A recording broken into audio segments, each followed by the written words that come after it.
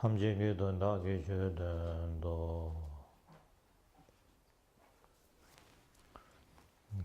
so now we continue from the morning session. We reach the 5th practice from the 37 practices of a Bodhisattva. So now here the 5th practice is the Tonghen Pongwa, which means to abandon to abandon unfavorable friends. So here it says Kanda Dona Tosum Peljurshing Tusam Gombe Shawanyam Jurla Chamdan Hingje Meban Churjepe Tonghen Pongwa Jasilanain. The practice of all the bodhisattvas is to avoid destructive friends in whose company the 3 poisons of the mind grow stronger, and we engage less and less in study, reflection and meditation, so that love and compassion fade away until they are no more. So therefore such a friend we must abandon. Now here so again, as I said, the literal meaning of a destructive friend is a friend who leads us towards the negative habits or negative unfavorable habits, the habits which create more confusions, more attachments, more jealousy, more ego, more these kind of emotions. So through that, as we saw in the previous, when we when our such afflictive emotions become stronger, and then through that the confusion, then we do actions which are not favorable for ourselves and in return for others. So that way, and then that is kind of degenerating from developing. So in that sense, then someone who is kind of influence, or someone who assists one in doing that, then that is a negative friend or a bad friend. So here it says Kandandona Tusum Peljushin. So with one who, if associates, then your negative natures develop. Then that way one loses out on one's wisdom of seeing what is right and what is wrong. So how does one develop wisdom or insight into what is right and what is wrong? Is knowing what is right, what is wrong. Knowing what is wrong and how to avoid those, knowing what is right and how to adopt those. So how do we know that? So first is we have to learn what is that. So to learn we have to first listen to the teachings, or listen to what is right and what is wrong. Then after that we have to contemplate on those things, and then see whether it is really true or not. So that is contemplating. And then after contemplating and seeing that yes it is, and then we have to practice. Practice means putting that into action. And so when we put that into action, then we see the result or experience the result. So that is the listening, reflecting and putting into practice. So these 3 kind of actions one will diminish in these kind of actions, it says. So by doing that, then automatically one's loving kindness, compassion diminishes, because one lacks in when there is a strong selfishness, self-attachment to oneself only. When one starts to see only self and not others, then characters such as attachment, dislike towards others, all these kind of characters, confusions arise.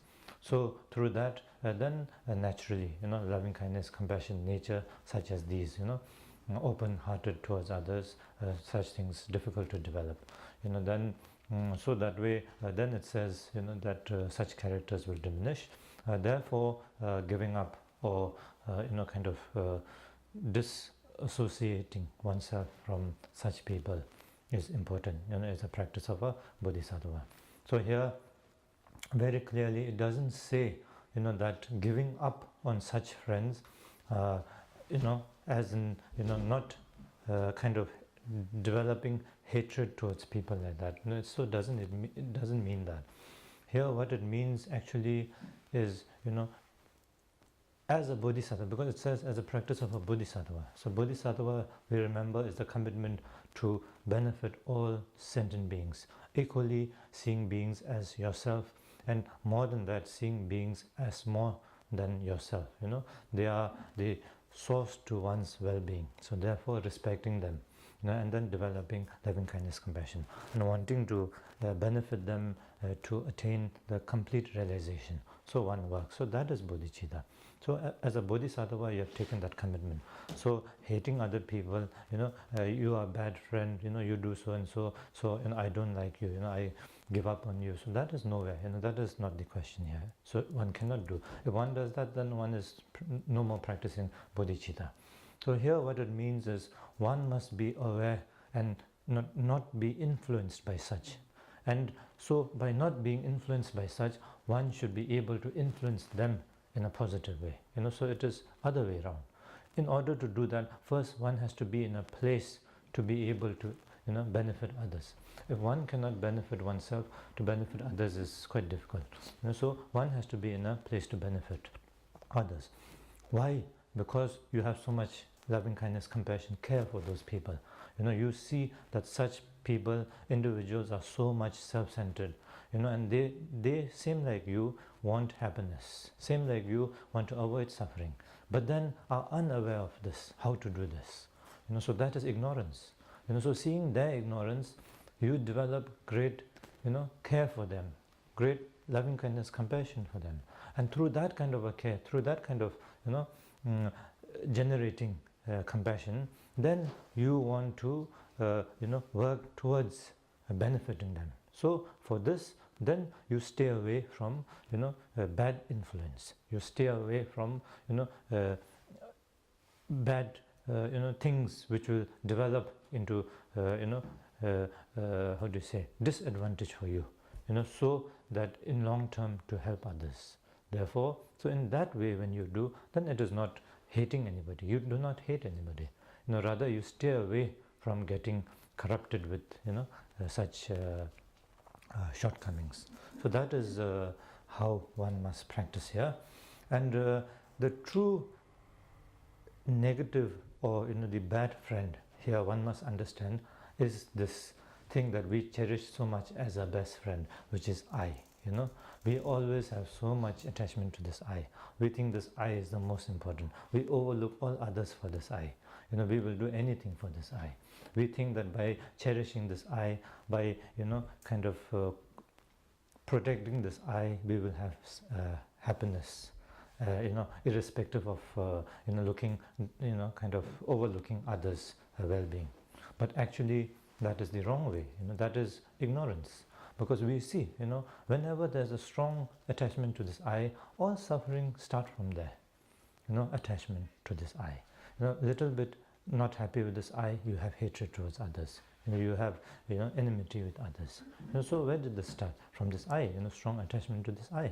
Then when you're unable to receive something, then you are unhappy again. So where did that come from? Again, because of the attachment to this I, the I wanting something. So everything, if you examine one by one that way, everything will boil down to this strong attachment to this I, strong grasping of this I as a reality. And this I also, if you really search for it, you will not be able to find I. So it is like, in ignorance, getting, it's like, how do you say, it's tricking, it's a very tricky thing, and it tricks you into all this. So therefore, the true enemy, or true, here, the negative friend, in English, how is it? Destructive friend.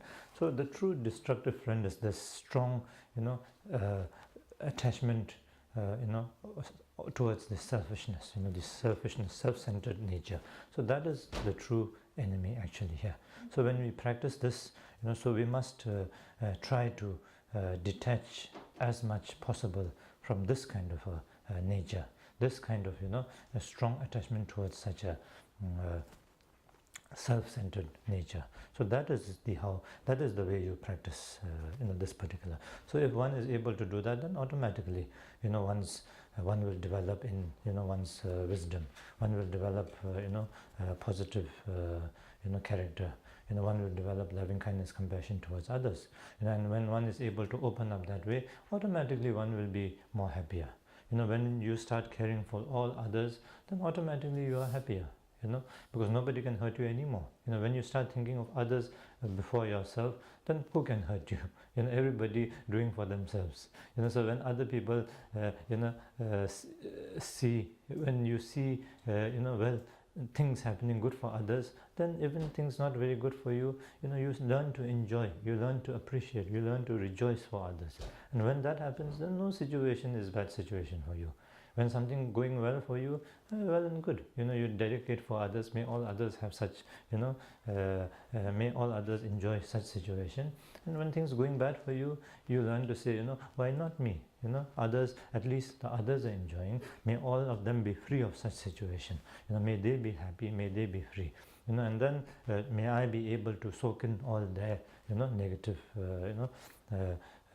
experiences into this negative experience, and then and may I be able to help others through this, so like that. So when one develops this kind of a positive outlook, when one develops care for others more than care for oneself, so actually it benefits others and oneself. It benefits. You will start to rejoice.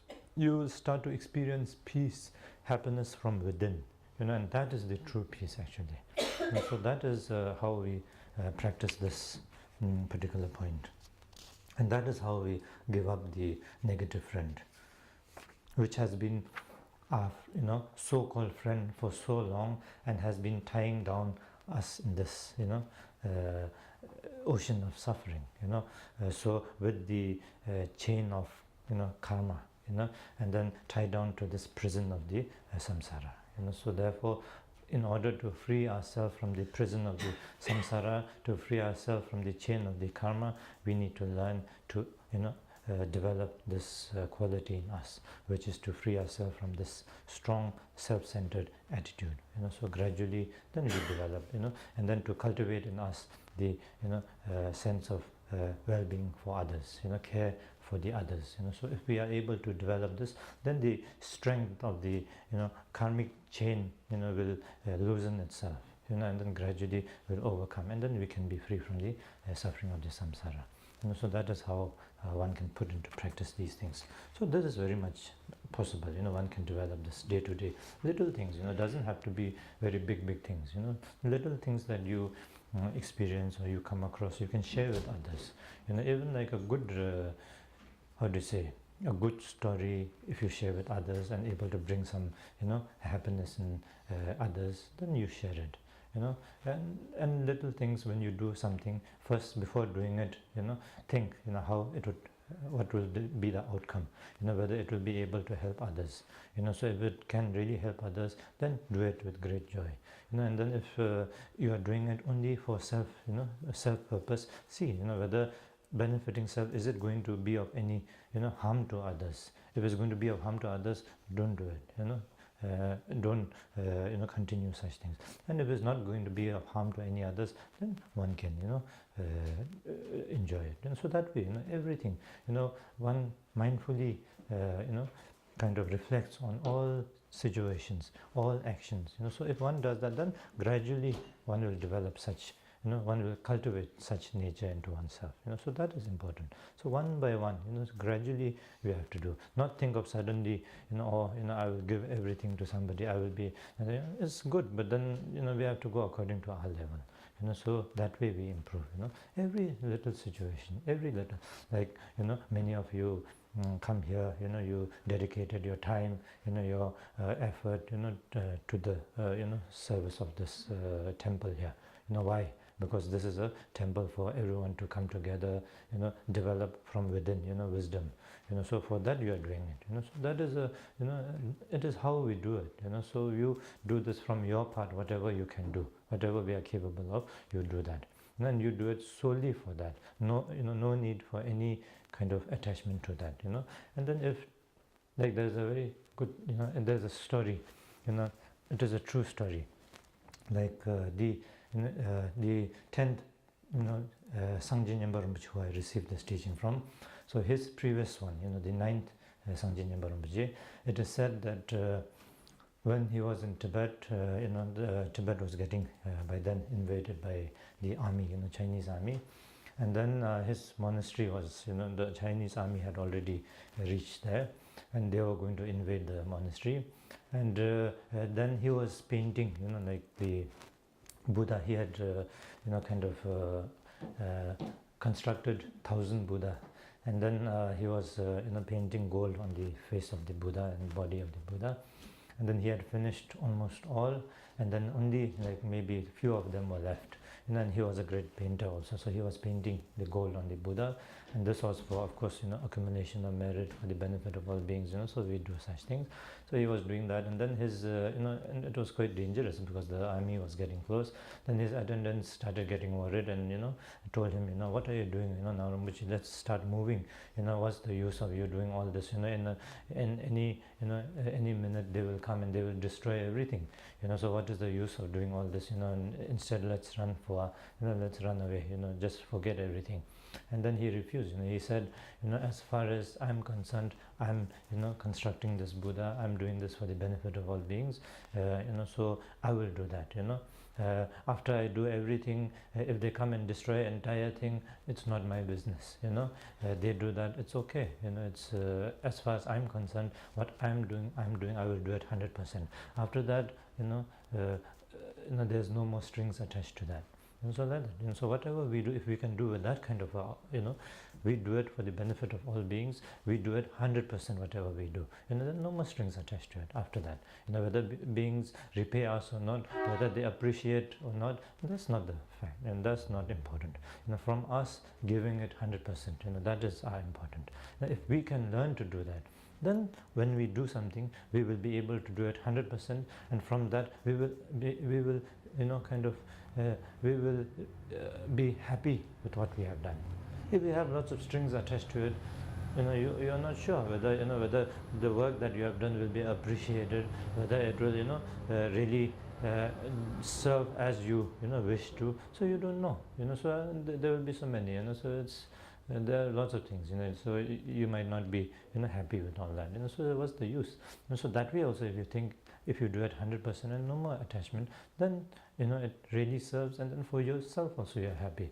So that way, whatever we do, we must learn to do in such a way, so that way we will be happy, and then it will be very, meritorious in activity. So that is how, as a practitioner, and as an individual being, we must do. We must do whatever action we do with that kind of a outlook. So here the main negative friend is this self-centered nature. So we must avoid this. We must stay away from this. So that is the practice, the fifth practice. Now the sixth practice is. So now, after avoiding the negative friend, then is the opposite, which is adopting the good friend. Kangshi tenna nyepa sejurching yonden yarmu dadar pel jurwe shinyen tamba rangi luwe jang chepan zimba jase nanein. The practice of the Bodhisattva is to cherish spiritual friends by regarding them as even more precious than one's own body, since they are the ones who will help to rid us of all our faults and make our virtue grow ever greater, just like the waxing moon. So that is the opposite of the previous. So I think it's quite simple, you understand, right? So we must always cherish those, who show us the positive path, who help us to develop, kindness in us, loving kindness, who help us to develop compassion. So we must cherish such beings, because they are, it is through them that one learns to be happier.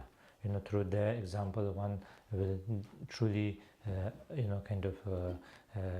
able to experience happiness. So we must cherish such friends. And that is the sixth.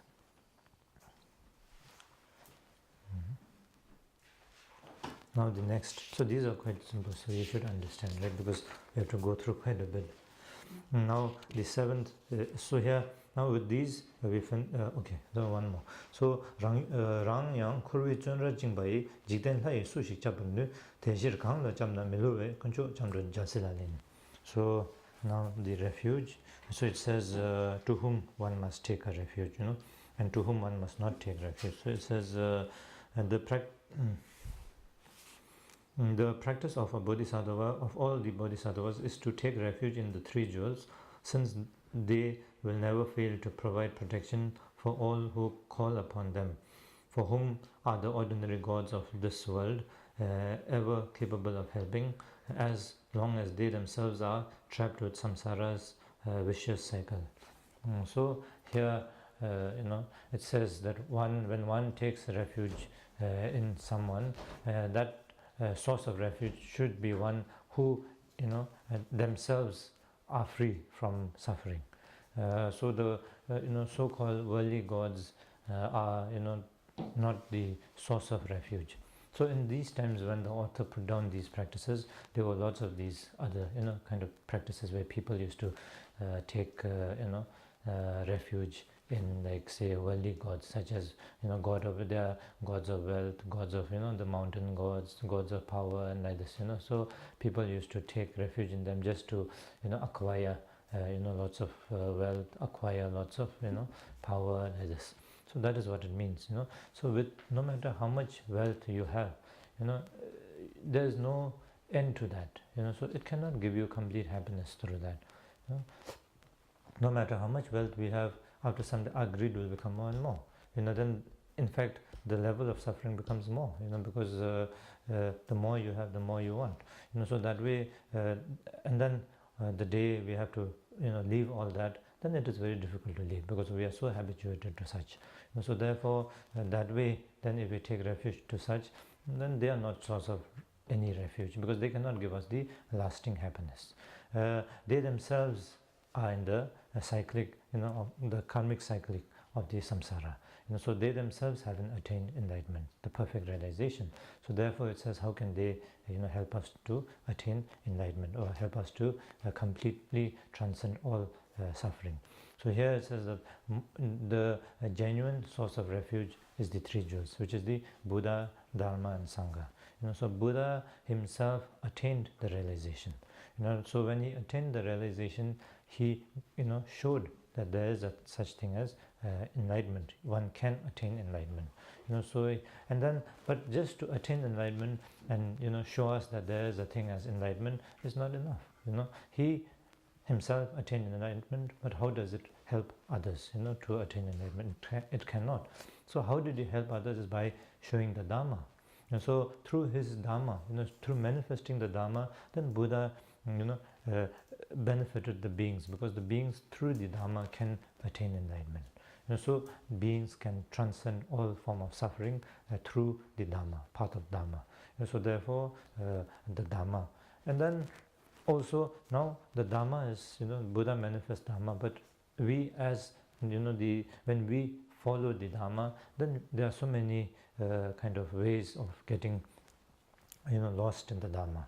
So therefore we need a guide, who guides us through, to the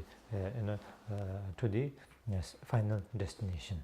Like we have, what is it, Tom, the GPS, right, in the car, which guides us. Though the road is there, though the car is there to take you, everything is there. But if we don't know the path, then we cannot reach that. So we have GPS to take us there. So the Sangha is like that. So Sangha is the the body of the Buddha's assembly, who upholds the lineage, unbroken lineage. So because the lineage is unbroken, then we can attain enlightenment. If the lineage is broken, so lineage is broken means what? It means the genuine teaching of the Buddha, because Buddha attained enlightenment. So therefore the path that he shows is the path that he walked through. And through that path we can achieve what he has achieved. But if he hasn't attained enlightenment, if somebody who hasn't attained enlightenment, then how can they show us the path to enlightenment? Because they themselves haven't reached there. So that way. So Buddha attained enlightenment, therefore he manifested or showed us the path. So that path, now if we keep that path alive, if we keep that path genuine means, then alive means genuine, without contamination. So if that is genuine, then if we follow that path, we can attain realization, because someone has attained realization through that. But if someone contaminates this path, or if it's not alive, then we cannot attain enlightenment through that path, because that path where it leads we don't know. Because so that is why genuine lineage is so important. Because nowadays a lot of things, one has to be careful. Because if one kind of adapts to the the time, or to the people, skillful adaptation is good with the genuinity of the lineage. But if you change the lineage itself to adapt to the situation, then the one who is changing has to be enlightened. If the one changing is not enlightened, how can he how can he show the path to attain enlightenment? So therefore the Sangha is the one who who keeps the lineage genuine, who upholds the lineage, who keeps that pure, so that we can tread, we can, how do you say, to walk that path, to attain that enlightenment. So therefore, then the Buddha as the unmistaken guide, then in the Dharma as the unmistaken path, and then the Sangha as the unmistaken friend, then we take them as a source of refuge, because through them then we can achieve this ultimate realization. So taking them as a genuine refuge, and not taking the worldly God as a genuine refuge. So that way, as a bodhisattva, then we do that. We take the genuine source of refuge, and not get carried away with worldly material gains, and then take refuge to the material benefactors, and seeing that material benefits are but temporary. So of course, so that way then practices are there. We do such practices, such as those which will benefit us in terms of material, in terms of these kind of things. But then we don't take refuge to them. We take their help. We have so in order to really benefit from such, then it is very important for us to have genuine loving kindness, compassion. Genuine bodhicitta to help all sentient beings. Then I want all favorable conditions, whether it is material conditions, whether it is any other conditions, you want the most favorable condition, so that you can benefit all in the most perfect way. So for that purpose, then I need so and so help. I need you to help me in this.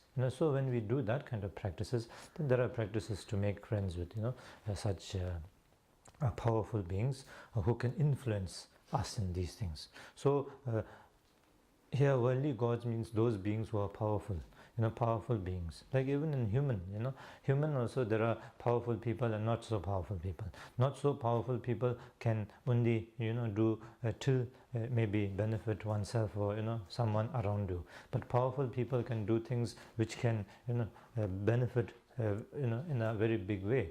Also can do things to destroy in a very big way. So it is like that. So here we take we make friends with those who are very powerful beings, so that we can benefit from them. And then through our loving kindness, compassion, when that base is there, and then our source of refuge is unmistaken, the three jewels, then what happens is these powerful beings, by making friends with them, will benefit us in the most appropriate way. It will not go on the other side of harming oneself and others. So therefore, when you do such practices of these making friends with such beings, then it is important to have the genuine loving kindness, compassion to all mother sentient beings. That is very important. So through that, so as a bodhisattva practice, we stress on the genuine source of refuge, rather than getting carried away with the worldly benefits, and then taking the wrong refuge. So that is the seventh practice.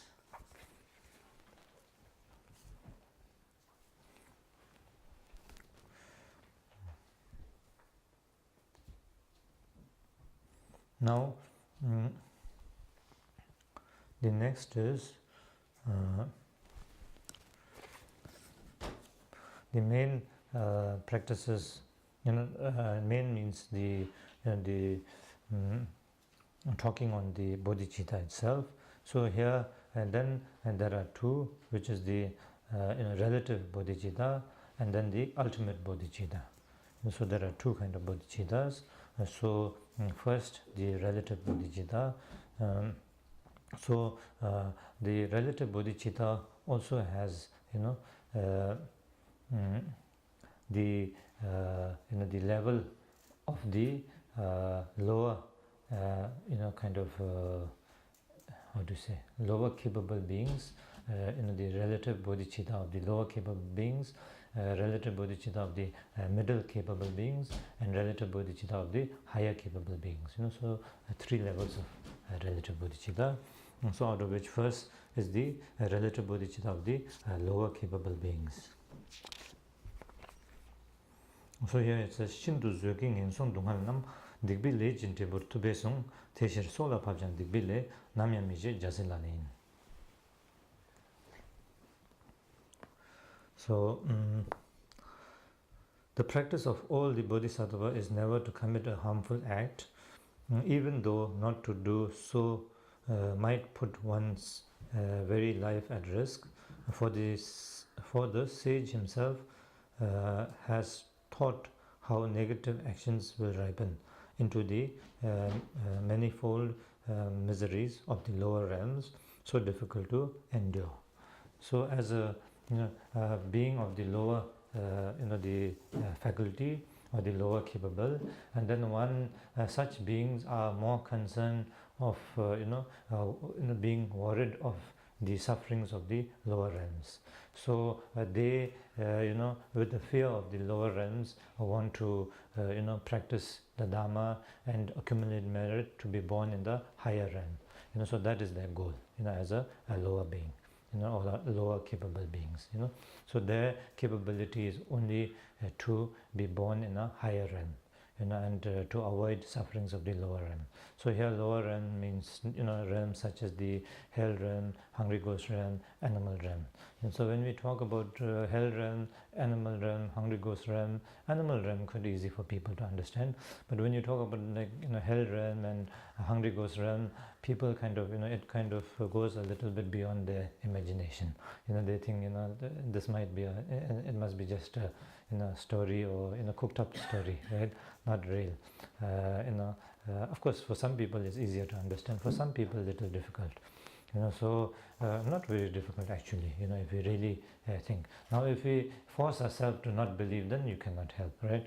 But if we examine with an open mind, then why not? It is very much possible, because it is a mere mental, a kind of experience, or mental, everything is mental experience basically. So in that aspect, then very much possible. It is the state of the mind. Then, as I said, so beings of certain, mental kind of a state experience certain things. Like for even in human realm, in our human realm also, people who have, very strong, let's say, afflictive emotions such as hatred, then if it's very strong, somehow, they experience everything very negative, no matter how. Like normal person might come and same situation will see good things in that situation, will see everything normal and perfect. But such people who have very strong, negative, character such as hatred and only self-centeredness, like this, when they come to such kind of a place, they will experience only negative things. Everything, they look at people and they see negative in them, and then everything experience is very negative that way. So through that they are not happy. They are very, every time they are upset, angry, and then and it kind of physically also, such people are not healthy. And then when they are around also other people also feel not comfortable with such people. They are easily agitated, easily make other people upset like this. So in human realm itself, in our thing also, our mental perception, the way we perceive things, and the way our emotion react, then we experience such things. So now when beings are very extreme as such, when they have accumulated the cause condition, the karma which is extreme to experience such kind of emotions in an extreme environment or extreme, then such beings like animal realm, hell realm, and then the hungry ghost realm like this. They're very interesting. Recently I went to one place for some international the Dharma religious conference, and there I met one person who was kind of how do you say, helping to translate for me also around getting around, and then a very perfectly looks normal person, but very interesting character, because he's perfectly normal, but when time comes for lunch or dinner, if he doesn't get his lunch or dinner on a particular time, he goes totally out of control. Yeah, really. I was so surprised to see such a person. It's basically just mind frame. For us, even if we don't get food for say maybe a few hours, if we feel hungry, of course our mood little bit up and down, but we don't go to the extent that you don't have control over anything. Like you can manage. You will not die if you don't get food. In fact, nowadays there is another research or some study, right, that you actually, what is it called? It's called fasting, right? So you fast. Actually, you don't eat just because you have to eat on certain time, but you eat when it's necessary to eat. And so when you feel hungry, then you eat. So not necessarily you have to eat breakfast, lunch, dinner. You eat when you are hungry, then that's it. So that is much more healthier, they say, right? Because it somehow that is a natural kind of a natural cycle. So that is how we are made. That's what they're saying. So there's some research on this. So it's being proven that way. So that so there's no way of us. Like recently the small children who were stuck in Thailand, right, in the cave, they didn't get food for so many days, but they they managed, so a few hours of no food is not going to make much difference, but then this person, just the minute it crosses whatever his time of eating food, he totally loses control, and he's so agitated, he's so upset, he's unable, he shakes, and he's unable to just imagine doing anything, he gets stuck there, and then you talk to him, he will not hear you, he goes totally dysfunctional, so I got so surprised to see that, and then when he's back to again, when he gets something to eat, then he's okay, then you talk to him, he knows, he tells me that happens to him, and it is out of his control, it just happens, his mind frame is this way, so like that, even in so extreme case of such is hungry ghost.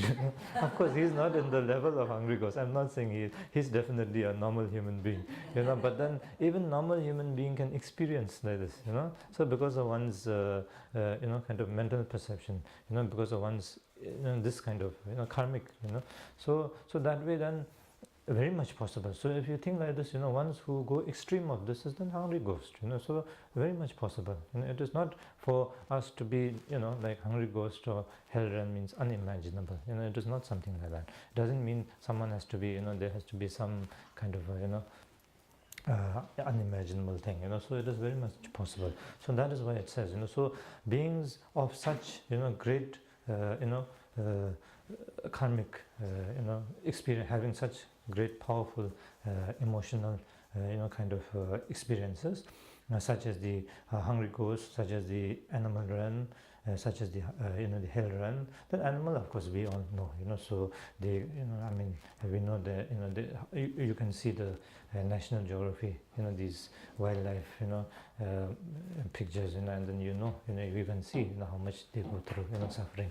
The one attacks another one and then eats, and then the other one is not even dead, cannot die, and then the other one is eating that one halfway through and still not dead, so like that, animals suffering of eating each other, and then they don't know how to, overcome. Somebody is going to kill, but still nearby, they will go closer, and they don't understand basically, it's animal, so that way, they lack in many things, so like this, but then level of suffering is same, it's not that animals don't suffer, it's not that animals suffer less than us, it's definitely the same amount of suffering they go through as we go, definitely they experience happiness as we go through, but then they are just not in that capability of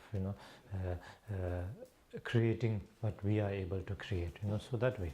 So here it says Shinto Zoking and Sundong. So those beings, who are afraid of such sufferings of such extreme, so those all come about, and these sufferings come about from, as I said, doesn't come about just like that, it came about with creating, certain cause and conditions, which are responsible for such experiences, so therefore it says, that the enlightened one said that these things come about with cause and conditions, not just from nowhere, they are the cause and conditions, negative, creating negative cause and conditions through non-virtuous, actions of the body, speech and mind. So through that we accumulate negative karma. So through the negative karma, then we experience extreme negative karma. We experience extreme sufferings of the hell realm, the hungry ghost realm, animal realm, like that. So so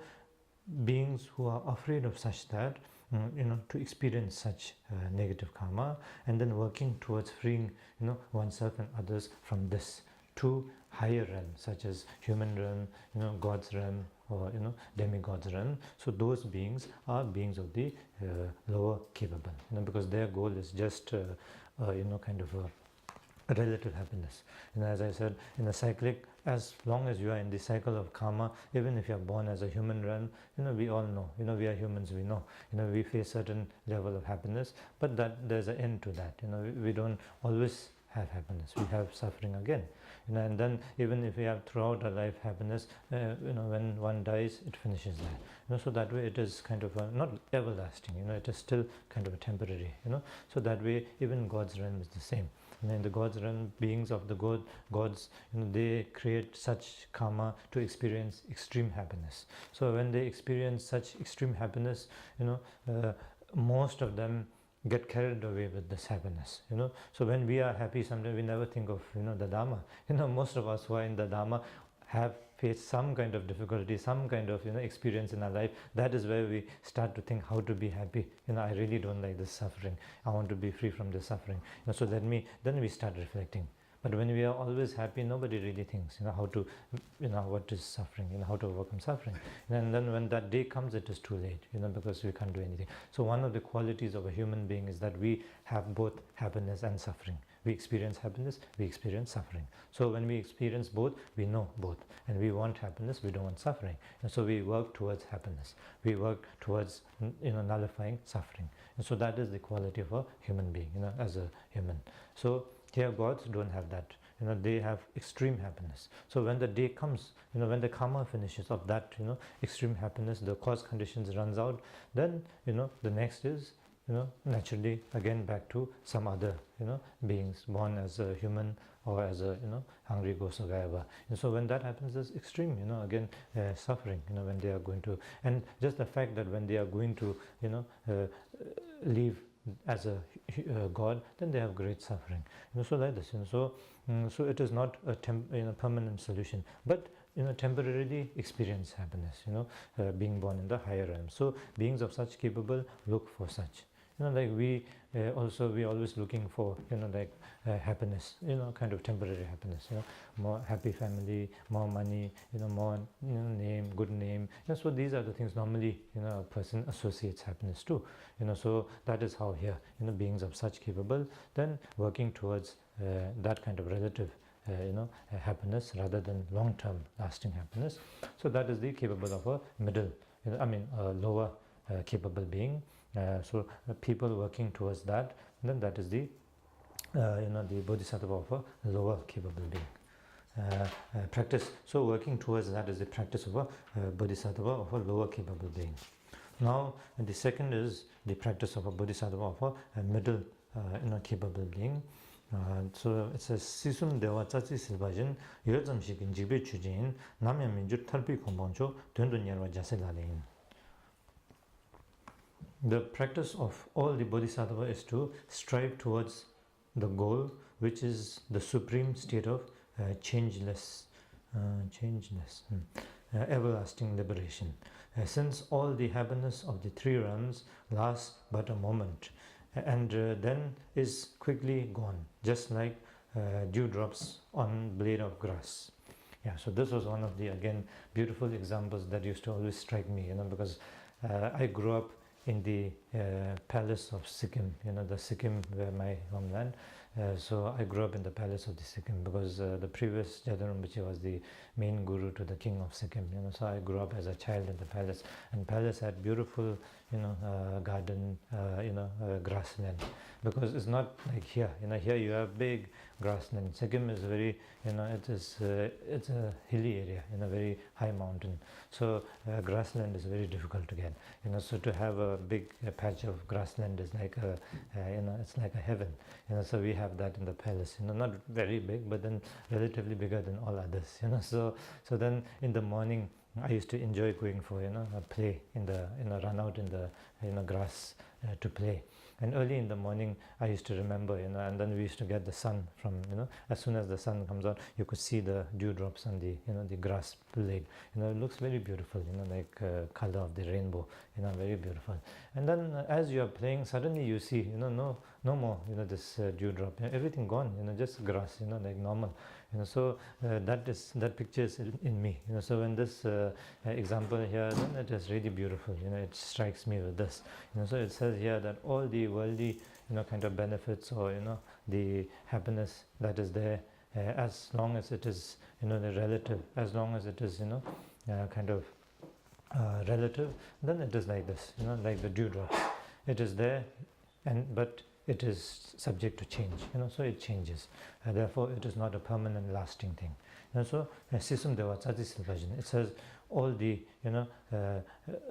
enjoyment or all the, the happiness of the, relative level are like the dewdrops. It is just there, and then it will disappear. That is the nature of all that. Relative. It is the character of relative. So it is subject to change, nothing more than that. Everything is subject to change. So therefore, what is not changing is the liberation, the ultimate realization. The ultimate realization is beyond there or not there. It is beyond relative.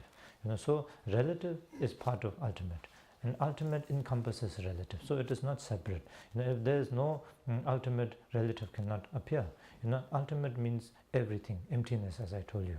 So emptiness is not nothingness, it is everythingness. So because everythingness, relative is possible in the ultimate, in the emptiness. And emptiness part of relative, because relative is born from the emptiness, and it dissolves back into the emptiness. So therefore relative is part of emptiness. But then as long as it's relative, relative doesn't encompass emptiness, but emptiness, the ultimate, encompasses relative. So therefore, as long as we are relative, we cannot, it says it's subject to change. But then the true, everlasting is when we realize the ultimate. So that is the complete liberation. So therefore, so to strive towards that ultimate goal or the ultimate realization, which is the realization of the limitless potential within us, within us, the limitless potential of everything, the true state of everything as it is, so that is the ultimate, the realization. So striving towards that, which is free from any, suffering or no suffering, so towards that kind of a ultimate realization, ultimate liberation, so free from samsara, not only looking for a higher rebirth in the samsara, but going beyond samsara, free from samsara, liberation from suffering of the samsara. So that kind of like nirvana, going towards the nirvana, working for nirvana, free from the samsara, overcoming the karmic cyclic. So that is the beings of the middle capable beings.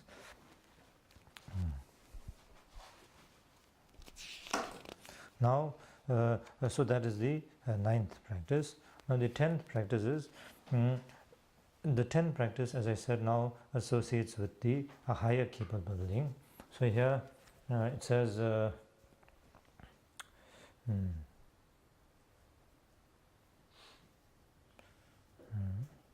so for the beings of the higher capability, then the path involves the realization of the ultimate, which is beyond even samsara and nirvana.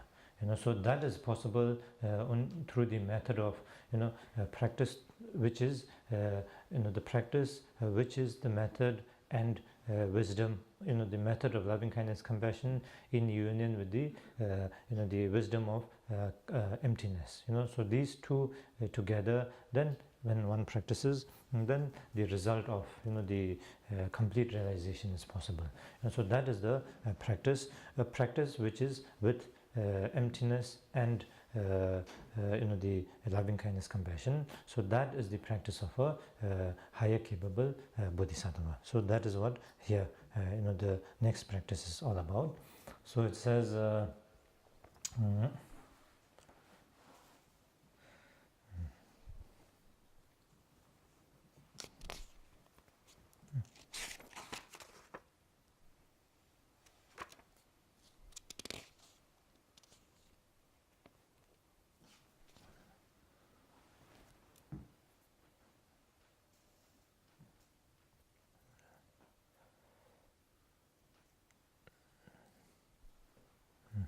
so it says Tome Tune Dala Tsewajan Manam Duna Rangde Chishisha Teshir Taye Simjin Rajishir Chanju Simjin yeah Chanju Simjin Jansilani.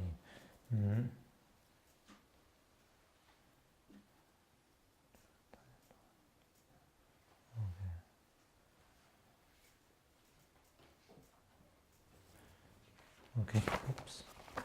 Okay, so here it's put in a different way. It says, that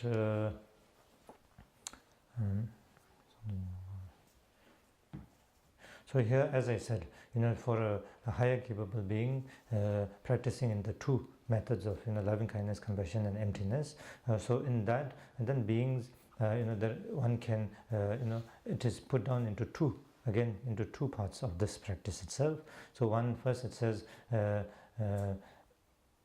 developing bodhicitta, samba changju choda semjeba. So developing bodhicitta for the realization of the ultimate Buddhahood, and then second is the putting that bodhicitta into practice.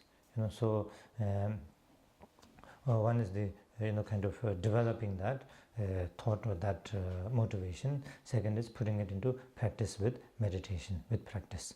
So now first is developing that kind of a bodhicitta. So here it says that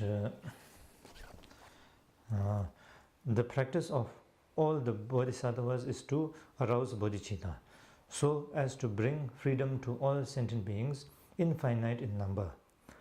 For how can true happiness ever be found while our mothers, who have created for us throughout the ages, who have cared for us throughout the ages, endure such pain? Yeah. So here now, as we know, in order to achieve a limitless goal, which is the limitless potential within us, then we cannot target that with a limited power, limited. For example, if you want to move a distance of a limitless distance of limitless distance, you cannot have a limited fuel. and then reach the limitless distance. In order to reach a limitless distance, you need limitless amount of fuel. So same way, in order to kind of realize this limitless potential within ourselves, then we need this limitless energy or power, and that limitless energy or power is this loving kindness, compassion, bodhicitta, which is for limitless beings. So for limitless beings, if we have loving kindness, compassion, then because of the energy or the power of this limitlessness, loving kindness, compassion, then we can reach this goal of realizing the limitless potential. Therefore, bodhicitta is so important. The bodhicitta is working for the benefit of all limitless beings. So here, how to cultivate that? It says the idea of cultivating that is to first realize that all beings have been, are everything in our life, very dear to us, basically. So here, as a Tibetan culture, we consider our mother the most precious thing to us. Most of I think everybody consider the mother most precious. But again, me, when traveling around the world, I have come across people, some of them just cannot imagine this. For them, their mother seems to be the worst. So they have difficulty in imagining this very example of their mother being the most symbol of loving kindness, compassion. So beings of that kind of mind stream, then it's okay. You can imagine whatever, whoever who is the most dear to you. Whether it is your most dear dog, or most dear friend, or most dear father, or whoever, whoever is the most closest to you, whoever is the most dear to you. So they, all sentient beings have been whatever that is. Supposing your most dear dog, all beings have been your most dear dog, limitless times, in the limitless lifetimes that you have lived. They have taken rebirth into your present, that dog. Same way they have taken kind of rebirth into your precious dog in one of those or the other lifetimes. Here example of mother is given because mother is the one who cared for us from the very time she has conceived us. Right from the time she conceived us till she gave birth to us, she went through so much. And after giving birth to us, if she just left us alone, then we would have been unable to survive. But because mother cared for us, then we were able to survive. So whoever the mother again here, mother, normally when you say mother is one who who is a mother, so who behaves or who takes care of you as a mother. So for someone like that, who is a mother, who takes care of her child like a mother, so then mother does everything possible for the child. She will sacrifice her own happiness, her own gains, so that she can give happiness to the child. Teaches the child how to survive, teaches the child how to kind of so all that, so all these the mother does that. And so that way, then mother is taken as a example. You look at the animal realm also. Most of the time the fathers don't do much. It is the mothers who take care of the their cubs and their birds and everyone. It's the mother who really takes care of the children. It's not the father. Father disappears after some time. So like this. So that is why mother is so much kind of cared for. So in that respect, then here mother says, so all mother sentient beings, all beings have been our mother countless times in our lifetimes. So that way it shows, how precious all beings are. But though they have been so precious to us, here, they are suffering so much, with ignorance, as we went through today morning, because of not realizing what are the right conditions to create for their happiness.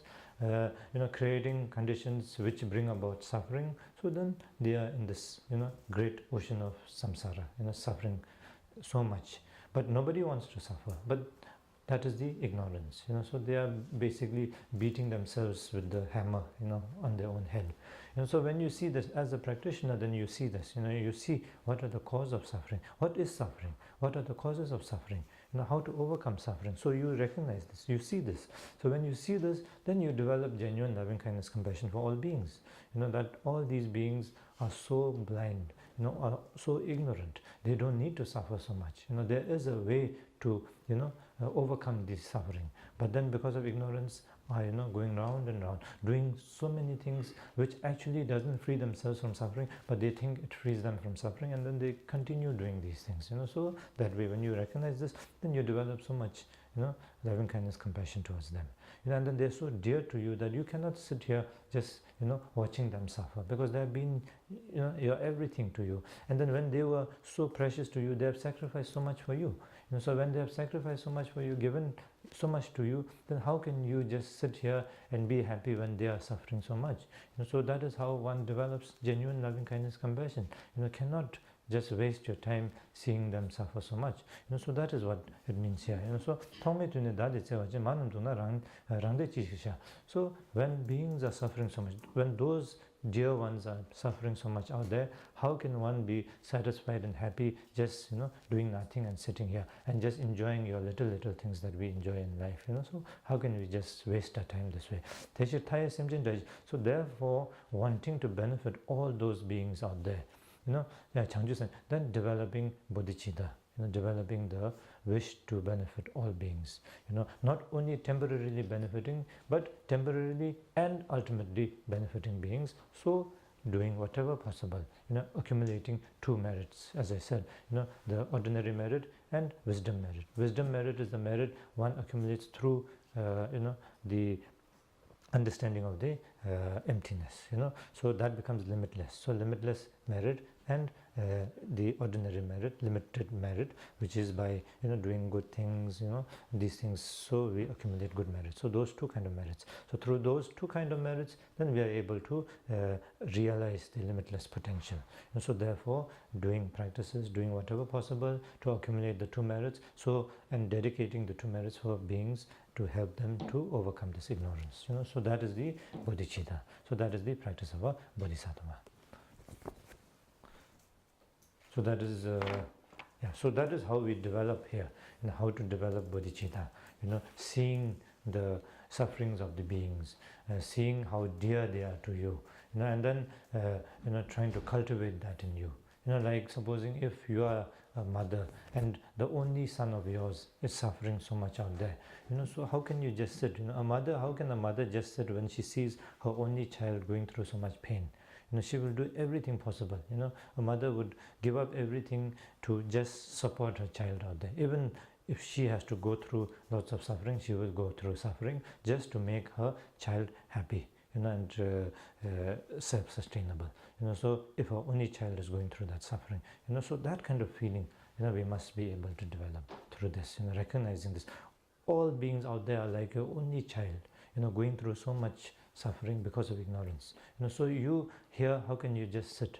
You being the mother of them, how can you just sit and enjoy them, going through that? We cannot, So developing genuine loving kindness, compassion, like you would to your only son or only daughter, only child, who's going through lots of suffering. So you work towards, tirelessly. You work, cultivate every kind of, positive quality in you to develop as a being, as a practitioner, spiritually, within, grow so that you can benefit them.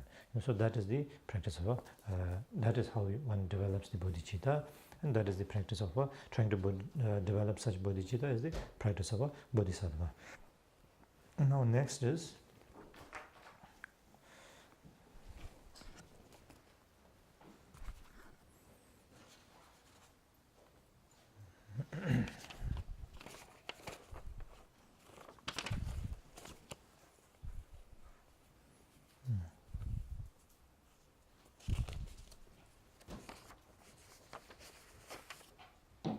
okay. So now the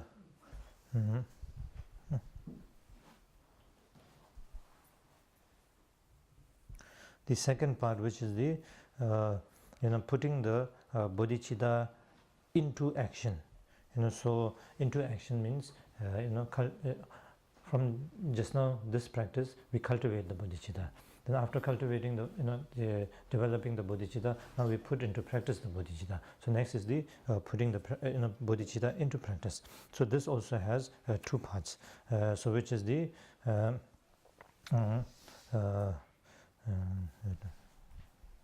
which is again relative bodhicitta and ultimate bodhicitta. So putting into practice the relative bodhicitta and putting into practice the ultimate bodhicitta. So now from that, then the first putting relative bodhicitta into practice. So it says dunghal malu da de dole chung zo bisangje yemben semne chung teshir da de jenji dunghal da yanda jiwa jase danin. So here it says the practice of all the bodhisattvas is to make a genuine exchange of one's own happiness and well-being for all the sufferings of others. Since all misery comes from seeking happiness for oneself alone, while this perfect Buddhahood is born from the wish for others' good. So this is like the practice of Tonglen. Tonglen practice means give and take. Practice of the give and take doesn't mean take others' happiness and give your suffering to others. It doesn't mean that. It's the other way around. So that kind of exchanging oneself to others. So putting oneself in the shoes of others or putting others in one's own shoe. So that way. So this practice is again a very very deep practice, very effective practice. One might see it like just playing game, but it is very effective. And again, some might be afraid to practice this, thinking one is giving away all one's good things, and wishing for others bad things means only bad luck will come to you and all your good things will go to others. It doesn't really work that way. In fact, it is the opposite. So that way, I give you first an example. Again, there was a there is a great master who is very dear to me. So he used to have this a problem. It is not that great masters didn't have any problem. If they didn't have any problem, they would not be able to overcome anything. So they were all same like us, all beings, but they had the wisdom to cut through these shortcomings. They turned these shortcomings into their advantage. That is how they became great beings. So that is why all of us can. We all have the same potential as they did. Forget the bodhisattvas. We have the potential as Buddha himself have. Only thing is Buddha recognized and realized that, and became Buddha. We still haven't recognized that. So we hold on to this our limitless potential and make it into a limited thing as I. So when we did that, that is ignorance. So we are who we are. Very limited. But our potential is exactly same as Buddha Shakyamuni. Our potential is exactly same as all the masters. Therefore, in order to realize that potential, then we need to do the things that they did. So what Buddha did, if we do, we can become like him 100%. What Milarepa did, if we do that, we can become like Milarepa 100%. So we have the same equal potential. In that aspect, then everything is possible. There's no question on that. So that way, then this great being, he used to have a problem of how do you call this? Lung. Lung is, there's no word in lung in Tibetan English. It is kind of a thing where you get easily agitated with things. You hear like loud sound, you get agitated. Something happens, you are very easily kind of agitated and angry, and then yourself lots of so like this. Then nowadays there are many kind of treatments they do, right? Go to psychiatrist, then take medicines. I don't know what is it, anti-depression medicine, or I don't know what medicines they call. They take all these and all that. So he did all that. He took all that, went to the doctors, Western doctor, Tibetan doctor. He took all those, but nothing helped him. It would sometimes help him for a certain period of time, and again back to the square one. It didn't make much difference. So for many years he tried all that, but it really didn't work. Then finally, as he is a practitioner, then he adopted really to this practice of the Tonglen practice. He started doing this give and take practice and exchanging oneself to others, and then he really started doing this, cultivating this and doing this practice seriously. And then gradually, he stopped all other medicines and he just started doing this, and gradually, he overcame his problem of this lung, and now he's perfectly, completely overcome this problem. So it is like that. So this when one is able to do such practices, the benefits are great. Because everything arises from first from kind of a self, too much self, and others that way, and then trying to always achieve some kind of a benefit or happiness in self level, level of the self, and then it becomes very small, that becomes very small. But if one is able to open to others, then the benefits are also has that power. Others is plenty out there. Self is just one. So that way also, there's so much difference. So that way. So here it says, Dungal Malu Dade Dulishung. So all these sufferings arise from this, arise from this wishing for happiness for oneself all the time. The self-interest, the selfish, grasping onto oneself, wishing happiness for oneself all the time. So not, recognizing the need of happiness for others. So that kind of a attitude or that kind of a nature create all the sufferings. So and all the Buddhas attained enlightenment through bodhicitta. Bodhicitta means benefit for all other sentient beings, wanting to benefit all other sentient beings. So therefore, so therefore exchanging one's happiness with the sufferings of others is the practice of a bodhisattva. Now, even with people who are facing strong sicknesses, like one example I already gave you. Then other example again is I come across a lot of people like this. So people, some people, their attitude like that. They do lots of course everybody, especially in a Buddhist society, we try to do many good things like this, and then suddenly they get sick, and then they say, why I got sick? I did so much good thing in my life, and then now is this the payback I get? Why do I get sick? Why me? So when you say why me, means why not others, isn't it? In another way, so that itself is a very negative attitude. So instead of saying why me, you should say why not me? Because it is not that you did good things that you are experiencing bad things. We have lived countless lifetimes, and in those countless lifetimes we have done good things, we have done bad things, we have done all kind of things. So one is experiencing the negative things that one has done. One is experiencing the such karma is ripening, and we are experiencing this. So in a way, it is a good thing, because at least you are experiencing the karma in this lifetime. So you are not leaving it for the next lifetime. So like the hotel, so you make sure the next hotel is better by making sure that this hotel, whatever shortcoming, you overcome this. You see the hotel, this hotel, you have a some bad experience, you recognize that, so that make sure the next hotel doesn't have that. So if you recognize this, then the next hotel doesn't have that. If you don't recognize in this hotel, the next hotel you can experience that again.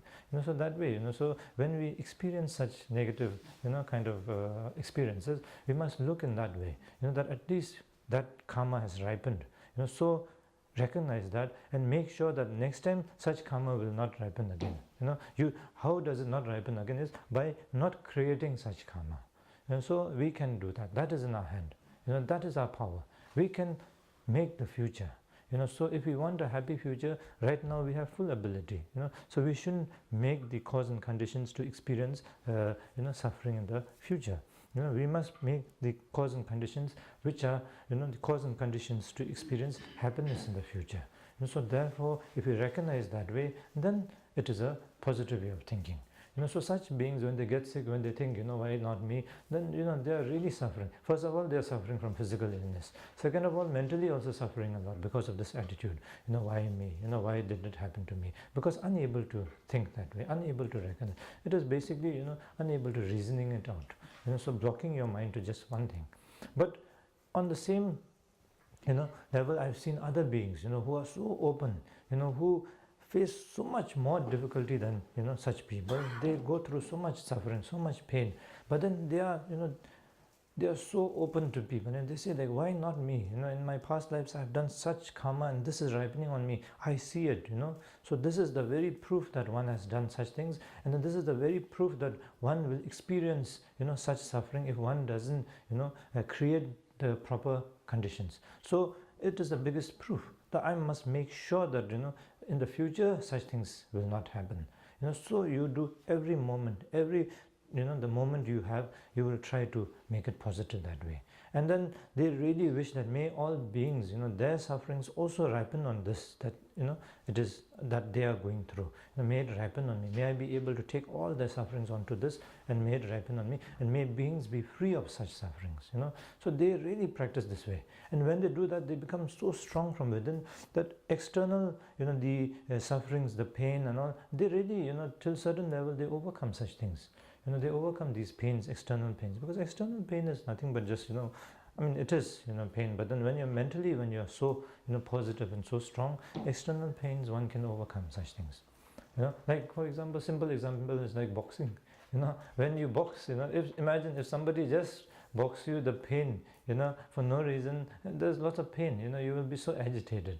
But out there in the boxing ring, you are boxing each other, but you are supposed to box, and then, you enjoy boxing. So even you get hurt all over, but no, you are not feeling the pain so much in there, because you are mentally prepared to do this.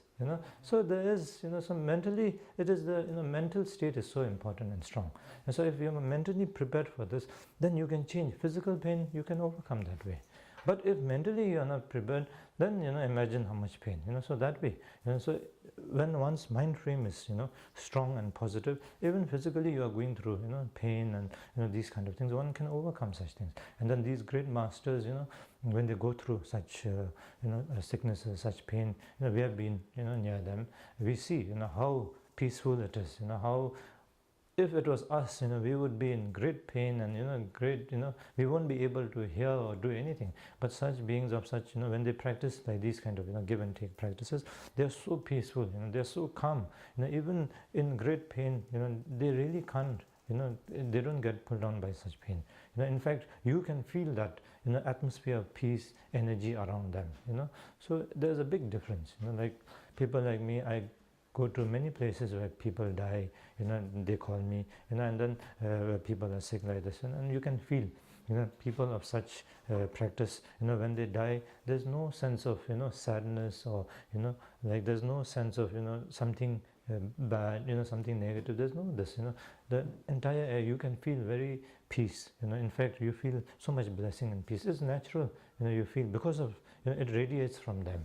But people who have strong attachment, strong kind of grasping to the self-interest, like this, when you go to such people dying, you can feel, the air is very, kind of the energy you can feel.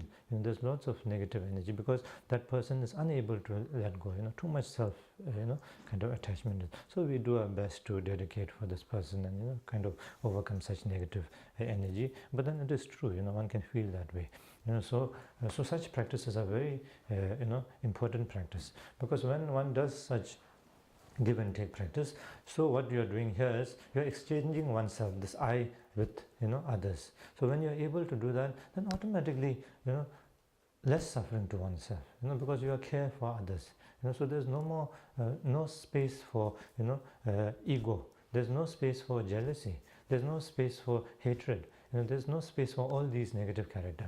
So when there's no space for all these negative character, then the suffering is automatically, eliminated. Because sufferings are created because of these emotions, such as self-centeredness, such as hatred, such as jealousy, ego.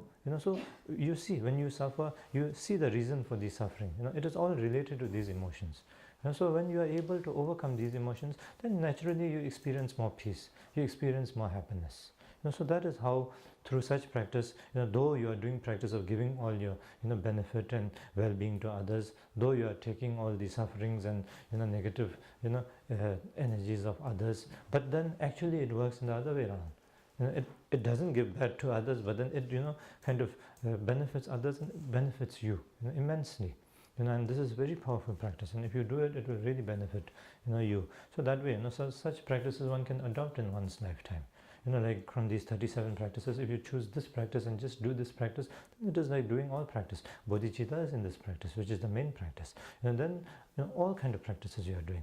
So like all those previous practices, everything is included in this. So that way, we choose one practice, then it is same as doing all practices together. So that way we can adopt in our life. So the relative bodhicitta practice. So one, the relative bodhicitta practice is this: exchanging oneself with others.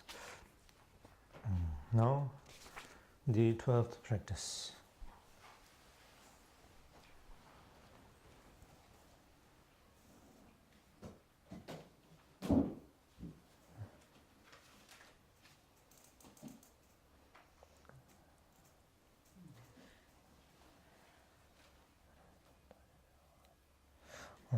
Now in the relative bodhicitta practice, so this is the practice itself, and now next is the post-meditation practice, it says. So post-meditation, so here when you say meditation, doesn't mean you have to sit and do, meditation basically means putting it into practice.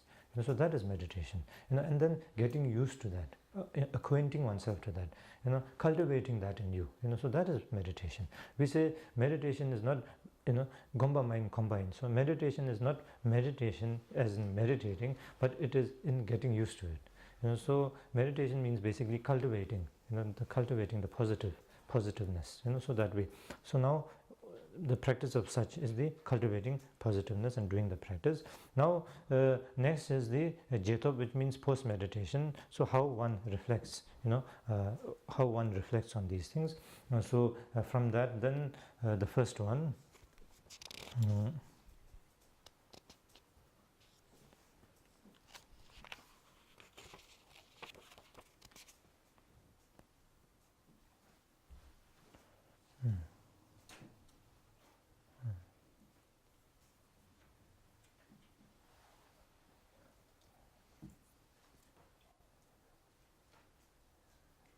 So here now post meditation, it says, as a practitioner, then to be able to how do you say, take all situations into one's practice, or convert all negative experiences or situations into positive situations, or in your own benefit, so as a practitioner. So these are very good, so as a practitioner, no situation is negative situation, no situation is your, every situation is a positive situation for you, so if you are able to do that, then you are a happy person all the time, so that is how a practitioner is. That is why all practitioners are happy, so yeah, you can see a true practitioner is one who is happy all the time, so no matter what situation, you will never be upset or sad. So now the next is Dunghal Malu Da de de Jung, Sobe Sangji Champion Senator, the Enondas Vanish. Suda de Chewangi Daki Nor, Tamchi Tokam Toto Junaya, Lutan Longju, Tusum Gewanam, Telangwa Jasilanin. So it says, even if others in the grips of great desire should steal or encourage others to take away all the wealth that I possess, to dedicate to them entirely my body, possession, and all my merits from the past, present, and future. This is the practice of all bodhisattvas. And so this is one who's kind of experience such suffering, such as others taking your credit, others taking over, whether it's your possessions or whether it is your credit or whatever, then that brings lots of suffering. That's even if we are not mindful, it brings there are so many land disputes. I don't know whether you have here, but in family in the East we have lots. People in the family has some land, some property, and then there is always court cases between each other. Brother and sister, brother, sister, all like this. Because of land disputes like this. So each one trying to take advantage of the other like this. And then you do something good, and then people don't know that you did it, and somebody else takes your name like this. So all these are in our normal life. These kind of experiences. So if one sees these and get upset and kind of and try to retaliate by putting cases against case like that, and then trying to spread bad words like this, then that is not the way of tackling them, it says, as a practitioner. If you do that, that only strengthens your negative character, and through that one gradually experiences more suffering, because you are creating more habitual pattern towards these emotions affecting you. So when that habit is created, then that through that habitual pattern or that habit, then we experience. So rather than that, it says we must do something that will lessen that kind of a habitual pattern. So how do we do that? Here it says, Thamje Thoga, even somebody does such actions of stealing or robbing you from all the gains or all your hard work, or all your material wealth or whatever, then dedicating one's means oneself and one's property or whatever towards them, and saying that may it benefit them, may it help them. So that way, if one is able to do that, then gradually through that one will able to gain peace from within, and then that is the practice of a bodhisattva. So a true bodhisattva practices that way. Then again here I'll give you another experience of my own, which is of course not anything to do with bodhisattva experience or practice, but then it so happened because of the blessings of my great masters, who always from small try to build these kind of positive mind frame in me. So because of their blessings, and then automatically kind of one is habituated, or one is turned towards such kind of mental frame. So because lack of your own practice, it doesn't happen all the time, but because of their blessing, sometimes it happens. So I'll give you an example. Long time back, when I was in I had just come back to the monastery Sherabling, and then I had a room in the we have an older monastery, so I had a room there, and most of the monks were in the new monastery, which is another monastery nearby. So then we were having some big the teachings and empowerments in the new monastery, so we used to go to the new monastery, and during that time we used to be in the new monastery for a few hours, like maybe 3-4 hours or 5 hours. So during that time in the old monastery, nobody is there, it is empty. And then one day when I came back, I saw in my window, there was a big hole, and then when I entered in, I saw that, somebody had entered my room and then stolen. That time mobiles were, not like smartphone, it was,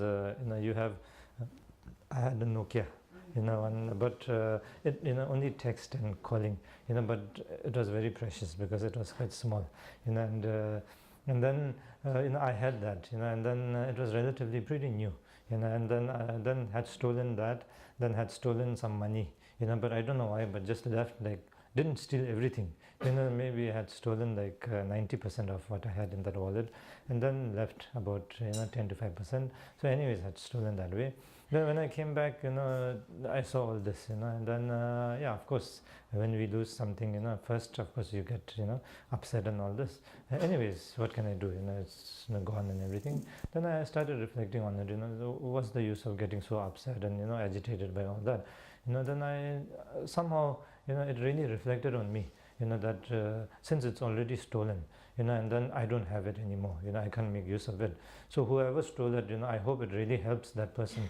I hope that person can make the best use out of it, because that mobile wasn't cheap, so I hope it would be made the full use out of it, so that it is not wasted that way, and every penny was used in the most appropriate way for this person. Whatever he needed, may it be able to satisfy this person completely, so that way it just happened that I developed that kind of a mind frame. And then suddenly, when you have that kind of a mind frame, you yourself can find peace within yourself. You are no more agitated by somebody stealing all this, because what can you do anyways? So like that. Then there was a great teacher who our monastery had invited from outside, to teach in our monastery. So he used to come every afternoon to teach me, and he used to come up to the to my room to teach me. So he used to come, and then he saw this, and then he was so upset. He was feeling so bad for me, and then he said, that he feels so upset and bad for me, and he was trying to make me feel good, and all this. Then I told him, it's okay, don't feel so bad, because I feel like this, so it really doesn't matter. I hope it can be of benefit to this person, and then that's it. I'm okay with that. I've moved on with it. And then he was so, I didn't know, of course he didn't tell me, but then he was so surprised with this kind of attitude, that it seems, after that he started being extra nice to me. And and I didn't have to request him to come or anything. He used to come after me and say, would you like to learn this, would you like to learn that, and give me extra time, extra effort, and he used to do all these kind of things. Then later on I heard him, I heard from people that he had told some people that how wonderful I think, that I think in that way, such a nice person I am, and like this. So he developed that kind of a respect to me because I had that kind of a mind frame. I developed that kind of. So in return, I benefited out of such a person. He really helped me. I could really, and then so that is how it helps. Through such, if you are able to develop these kind of a mind frame, then it helps you in the long run. It helps you. So I'm not saying I develop this through practice, because I don't develop these kind of things all the time. It is lack of my practice. But then, because of the blessings of my guru, because of such reflecting on such practices all the time, then when situations like that happen, sometimes anyways, so sometimes you have this kind of thing, it naturally develops in you. And then of course it did not happen from nowhere again. It happened because of reflecting on such teachings, because of receiving such teachings, so it happened. And then in turn, that kind of behavior, that kind of mental outlook kind of benefited me. Not only this person, but it benefited me. So that is how it works. All these things. So it benefits oneself. When one's mind frame is positive. So we must cultivate these kind of.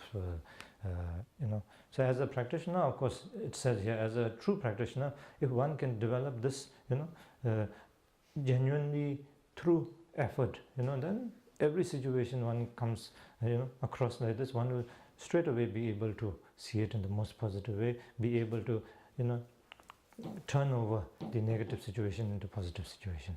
So as a bodhisattva practitioner, then we must be doing that. So that is how one can put it into practice. And I'm not just saying that because it happened to me. So I told you how I benefited out of it. So all of us can do that. All of us can benefit out of such practice. So that is the 13th practice. Now the 14th. So it says, Gashi dala minhe nasoba tongsum chaban doba shenayang chambe semji laren teniji yunden juba jansilane.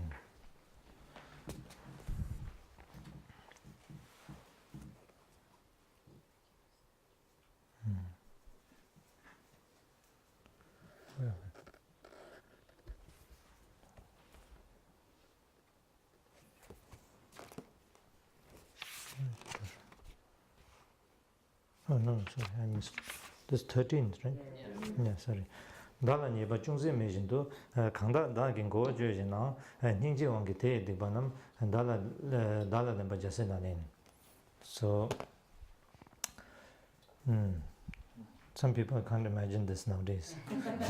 So even if others should seek to cut off my head, though I have done them not the slightest wrong, to take upon myself out of compassion all the harms they have amassed. This is the practice of all the bodhisattvas.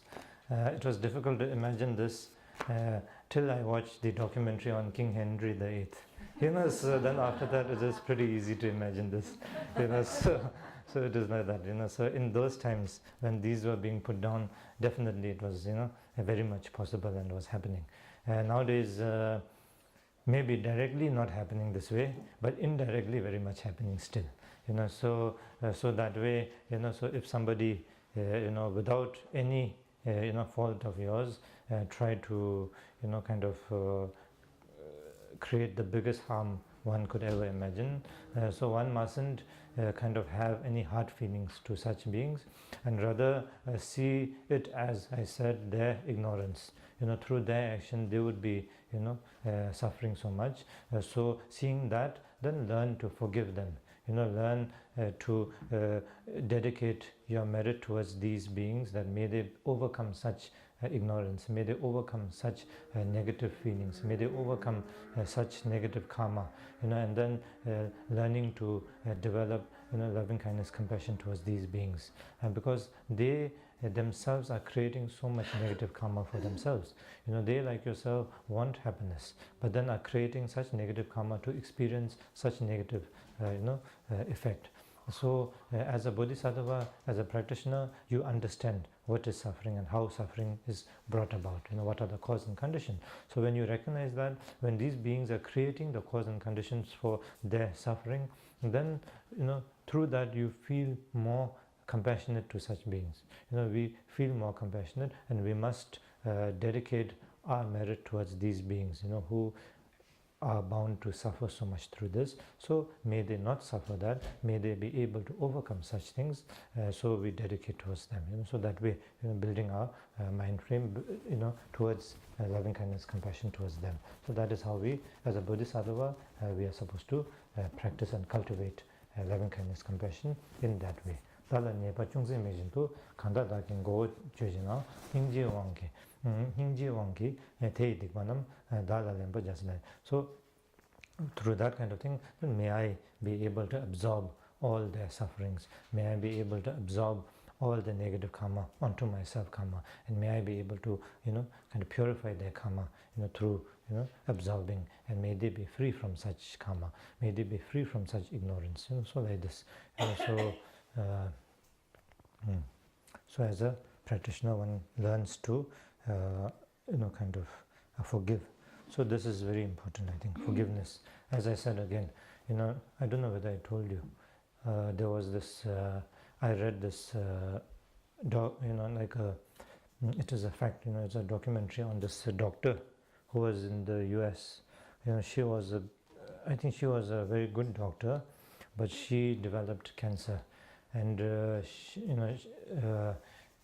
she as a doctor knew the effects of medicines, so she didn't want to take any medicine, so she refused to take medicine. Rather, she wanted to investigate and overcome cancer through other means. So she tried all possible things. She changed her lifestyle, her eating habits, her sleeping habits, so all these kind of things she changed. And she said she reached the level of even not being able to get up from the bed, so she was almost towards that stage, but her physically she did everything possible, so changed all her lifestyle, everything. Then she said the most important she realized was one's mental outlook. If you had a this strong negative outlook, then it really affected her, even her physical being, and her the cancer, it really affected.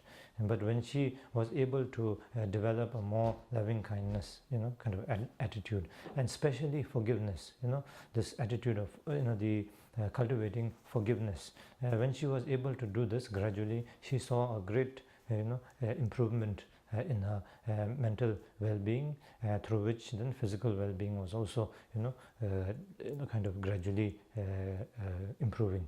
So she said she really kind of cultivated and developed this kind of attitude of forgiveness, and she started doing this, and then now she's totally cured from cancer. Of course, she had some tumor and like this, which of course I think she got removed, but then she didn't take the cancer medicines and all this, because she knew that cancer medicines were not good. She was saying quite a lot of medical things, I don't know. So anyway, so she overcame this, but her older brother, he was always her older brother, so he refused to listen to her because he knew better than her. So finally, of course, he succumbed to the cancer and he died, but she overcame this. So she has written about this, that such so mental state of the mind is so important, and especially like forgiveness, learning to forgive others, and being able to be open-hearted, those are very important character, which benefits one's own physical health, and of course mentally also you are more peaceful and happy, and then that way of course others are definitely benefited, so that way. So such practices are great, so like this, dala nipa, without yourself being, without any wrongdoing of yourself, if others, others, create problems for you, then learning to forgive, not always have to reason it out all the time, just learning to forgive people, because of their ignorance they are creating such things, so learning to forgive them, and then that way, then in turn one experiences happiness also, and one is able to help others also. So that is the practice of a bodhisattva. Now the next is gashi dala mini nasoba tongsum chaban roba shinaya chambe simji larente niji yunden joba jasilani.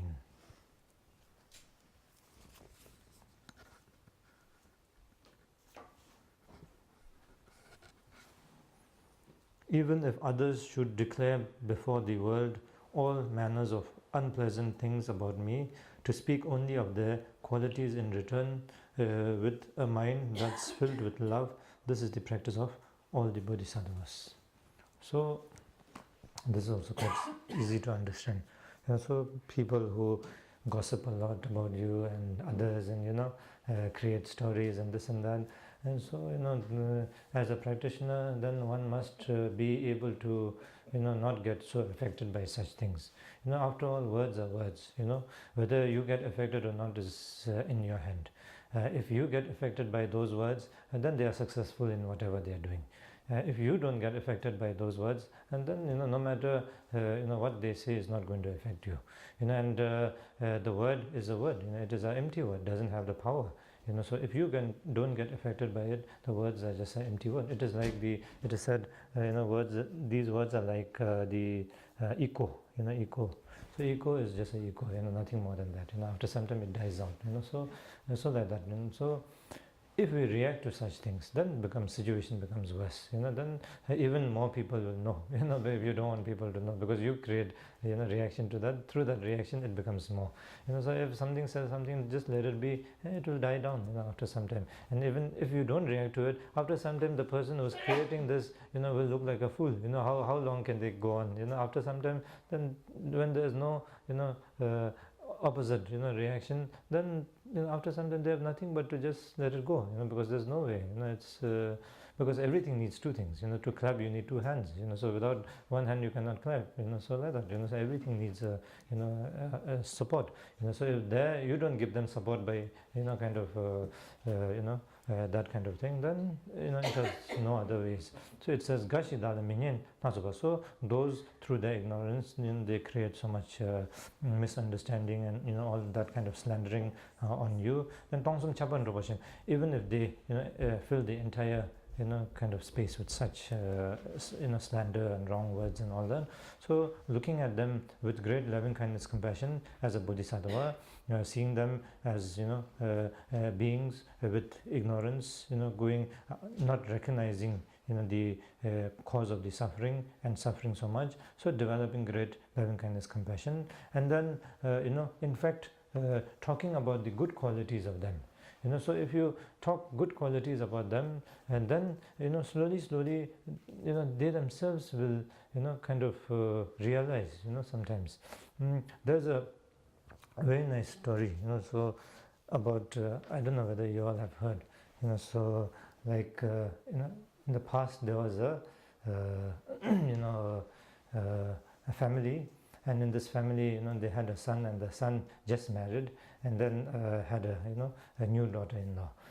The mother was very kind of a strong lady, and the daughter-in-law wanted to rule the house, because she was the daughter-in-law now.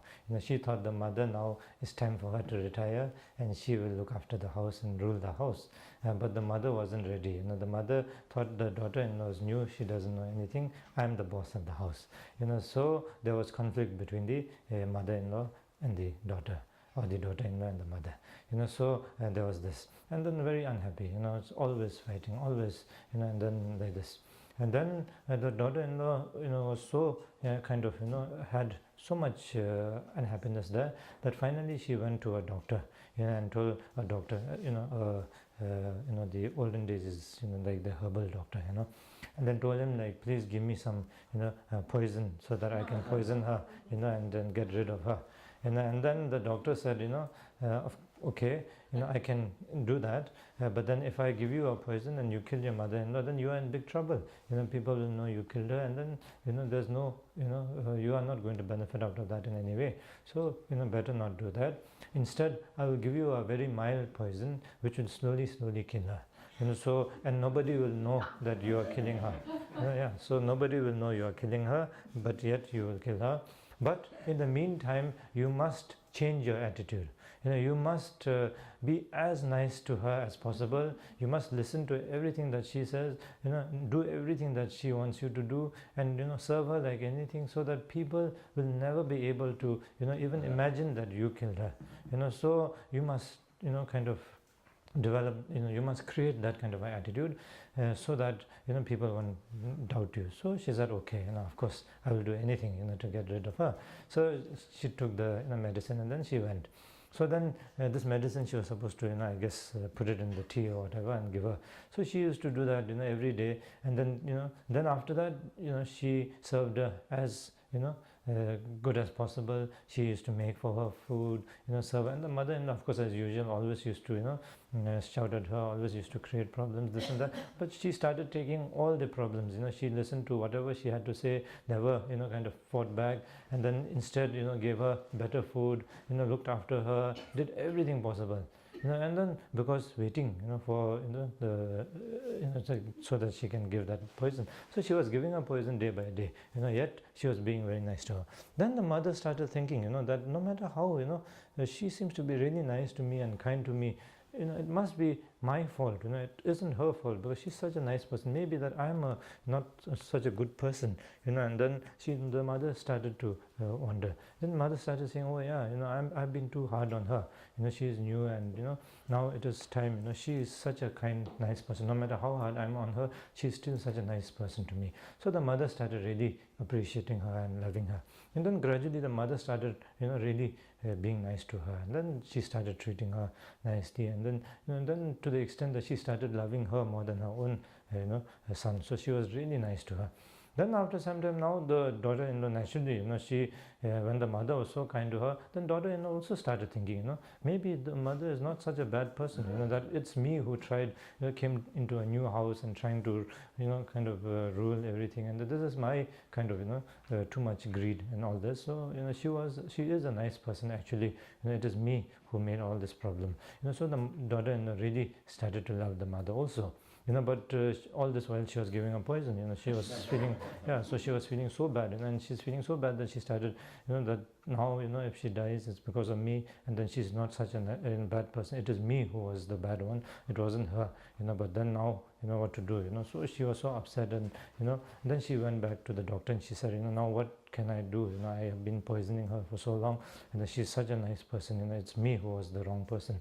Then the doctor said, don't worry, I just gave you some herbal medicine for her health, to improve, It's, I never gave you any poison, so nothing will go wrong with her. And then two of them were, the best friends, they loved each other. So like this, so basically it is our own mental perception, most of the time it is, when we are unable to, think that way clearly, through our too much, self interest, self-attachment like this, and we are unable to see the quality in others, and then we always, so this is how it is, so always, we must be able to, let go of the self, strong attachment, and then see the qualities in others, so that is important.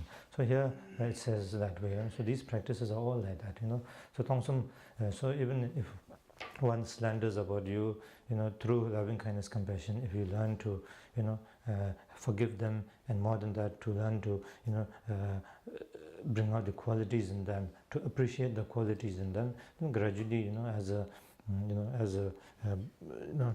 person, you will be able to develop genuine loving kindness, compassion.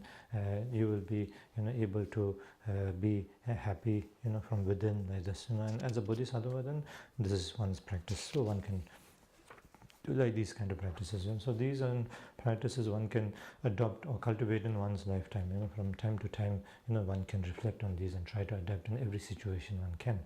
So because we always come across such situations, so we can do that. Now the 15th is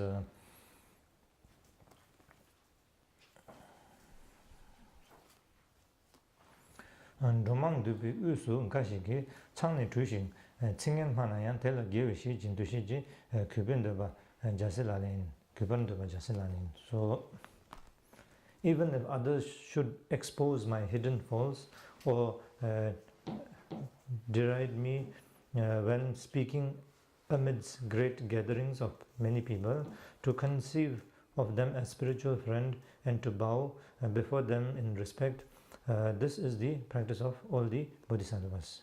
So this is another great practice. So we are unable to develop our wisdom or ourselves because of our lacking in our qualities. So those qualities that we lack in because of our strong self interest nature or self-centered nature, normally we are unable to recognize them, and we overlook them. We don't want to look at them, so we overlook them all the time. We always look at the faults in others and never see the fault in ourselves. So this is how we are normally, this is our habit normally. We are habituated to such. And then our near and dear friends always say everything is beautiful, everything is wonderful. You are a wonderful person. You are, even if you have done some fault, they will say, oh, you are nice, and this is not your fault. That is why they are our friends. So they always speak of the good than the truth. So that way we are unable to really see inside ourselves as to who we really are. So that way in spiritual growth also we are unable to really develop, because spiritual growth means internally able to overcome strong these negative character or the negative these defilements, the mental afflictions. So able to overcome them, then one develops internally as a spiritual person. Or spiritual means development of internal self. But here it says those people who bring out the faults in you, speaking ill of you, bringing out the faults in you, they will not bring out faults in you which are not fault in you, because then they have no base. So people doing that is not really, not really, effective, because it's not going to affect. But those real effective ones, clever ones, they will try to dig out all the faults in you, so that they are able to prove that you are not, what you act like you are. So when they do that, actually as a spiritual practitioner, it says, they are doing half your homework, because the thing that you are unable to recognize, which you are supposed to do but not able to recognize, they are doing it for you, and they are bringing it out into the open, so it's very clear to you. Now you can reckon. So there are two things. One is hide that, by what we normally do, by other, again other lies or some other ways. And one is by accepting that and working on that. And so if we learn to accept that and work on that and try to eliminate that, then we are free of such faults. So if we have many such faults, then when they bring out so many, if we work on them, we can get over many faults. If we have one fault in us, if they bring out that, then we are over with one fault. So that way, it says, person who brings out these faults in you, they are like a spiritual friend, because they are doing your work of kind of interrogating yourself. They are doing it for you, and they're bringing it out into the open so that you are forced to do something about it. So you do the right thing which you are supposed to do, which is to make sure that they don't corrupt you anymore. So how do you do that? By recognizing them, accepting them, and working on them. So that is a practitioner. That is a spiritual practitioner. And those who do such thing are spiritual friend. Because they are the ones who genuinely are speaking the truth. They are not saying, oh, everything is good, everything is well. And then suddenly when that happens, then that will create the most. How do you say? Supposing you have you have a bad ego problem, but supposing someone says, oh, you are a very nice person, all the time kind of polishing your ego, then when such situation come and you get affected, that person who polishes does not get affected, isn't it? It's you who gets affected. When that something happens to you, your ego gets dented, you will get affected. You will suffer out of that. So the more someone polishes your ego, the more hurt you will get. But somebody, before it gets so large, if somebody is able to point out your ego through such a way, and then you recognize your ego, and then do all necessary to, limit that ego or lessen that ego, then, next time when such things happen, you suffer less, and then gradually you overcome your ego that way. So that is how, someone who brings out these negative qualities in you is actually a good, spiritual friend. So that is why it says, as a bodhisattva practitioner, then we must learn to appreciate them, because they are doing a great service to you. So therefore, such a person is a spiritual friend. So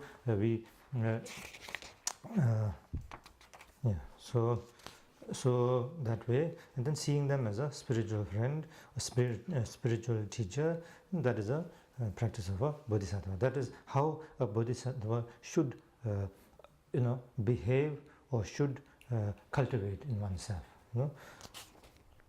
So now in this way, then when you look at this, who can hurt you? The one who hurts you also becomes your friend. Then the one who is your friend is also your friend. So as a practitioner now, there's not much situations left for you to get pulled down. All situation becomes a good situation for you. So that is a win-win situation for you. So that is how a practitioner should be. When you practice, then why do you practice? You practice so that you overcome suffering, isn't it? So that is how you overcome suffering. There's no other way of overcoming suffering, but to tackle the cause of the sufferings. So these are how to tackle the cause of the sufferings. And when you tackle the cause of sufferings, then you overcome suffering. So that is the path. That is the path of a bodhisattva. So very simple. So Dharma is that, nothing more than that. Now the next is the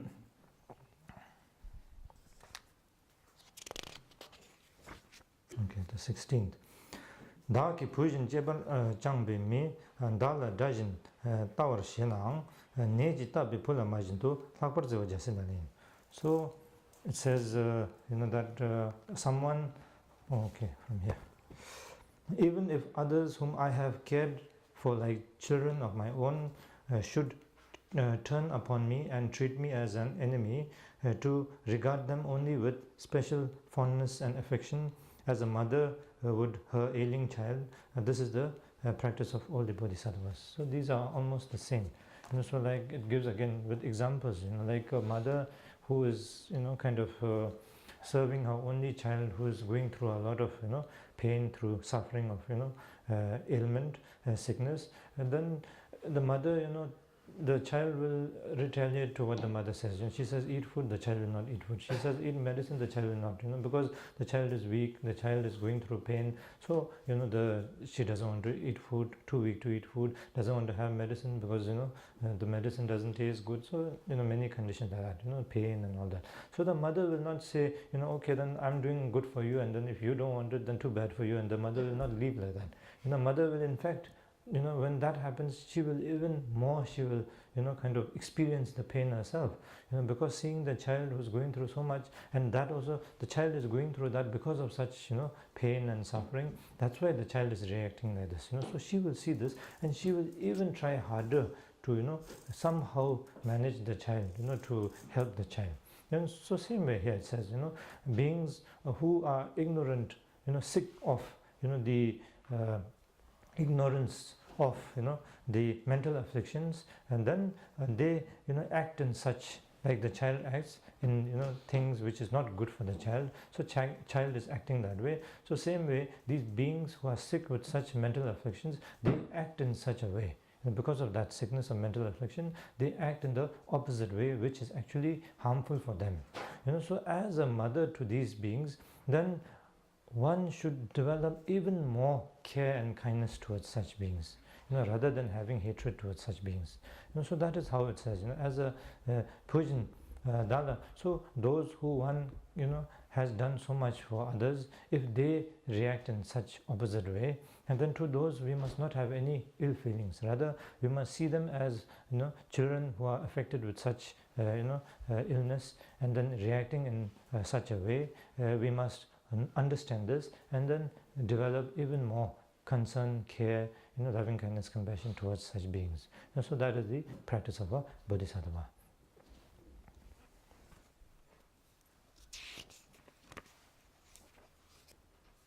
So with like these, when one understands these, then one doesn't have, such sensitive, kind of, how do you say, experiences in their life. Some have, or some say, when I was child, my parents did not something, and then when they grow up, they are not able to overcome this, and then they have lots of suffering, some stress and all this, and parents also, they care for their children so much, and then when they turn out different, then the parents have so much suffering, they say, oh, I did so much for them, and then at the end of the day, they do like this, like that, and then they are going through so much. After doing so much, still they are going through so much suffering, so like this, so but if you are able to adopt these kind of, mind frame or these kind of practices, then no matter what the situation, you are able to understand the situation, you are able to develop a positive mind frame, you are able to let go of the negative situations, so like that, so it will help, it will, people who are with great, so these kind of stress, great, these kind of, suffering, and they will overcome these, and they will be able to tackle such sufferings, so like that, so to cultivate these kind of practices is so beneficial and so important in one's day-to-day life.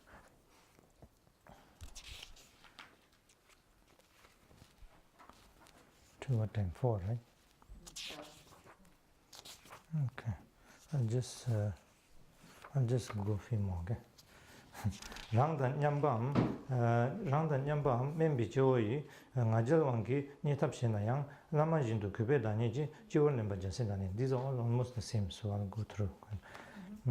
It says, even if others equal or inferior to me in status should out of arrogance disparage me, to honor them as I would my teacher by bowing down my head before them. This is the practice of all the bodhisattvas. So here, bowing my head down doesn't mean like have to physically, that kind of thing, but basically, developing respect to them because they are doing a favor to you, by doing such, like,